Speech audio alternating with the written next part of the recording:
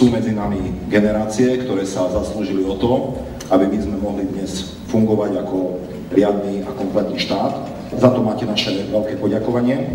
Som veľmi rád, že sa takto stretávame pravidelne už niekoľkýkrát a nie je to len v predvolebnom období, ale stalo sa to tradíciou a som rád, že sa takto budeme stretávať aj naďalej. Keď pán minister ti poblahoprijal aj za mňa, dovol aj mne tebe poďakovať za to všetko, čo pre Košice, pre kraj, pre Slovensko robí v Bruseli, čo si urobil aj predtým ako poslankyňa. Či už starostka, či už hore na Furči, alebo v meste, alebo na kraji, pretože sme dlhoroční kolegovia. A môžem povedať, že pani poslankyňa Smolková bola vždy skutočne takým tým dynamom, tým motorom, ktorý išiel medzi ľudí, aby sa snažil ľuďom pomáhať. Monika, dovol aj mňa ti poďakovať za to všetko, čo si urobila. A verím, čo ešte urobím v budúcom období, že to dynamo v tebe nezastane.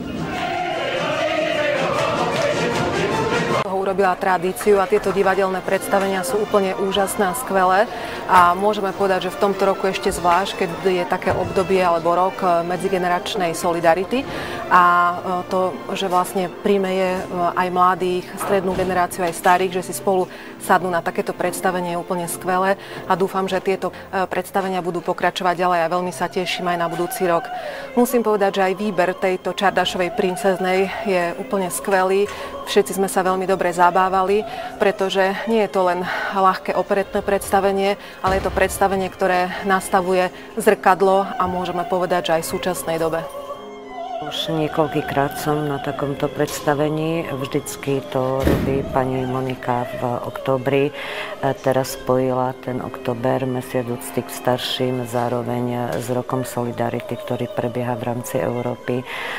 Je to veľmi milé, že si spomenie na nás, Košičanov, ale ona si nespomína len v októbri, ona proste tu s tými Košicami žije, to je úplne jedno, či je niekde v Bruseli, alebo by bola v Amerike. Proste raz je Košičanka a tie Košice sú jej blízke a dáva to veľmi často najavo a my to cítime.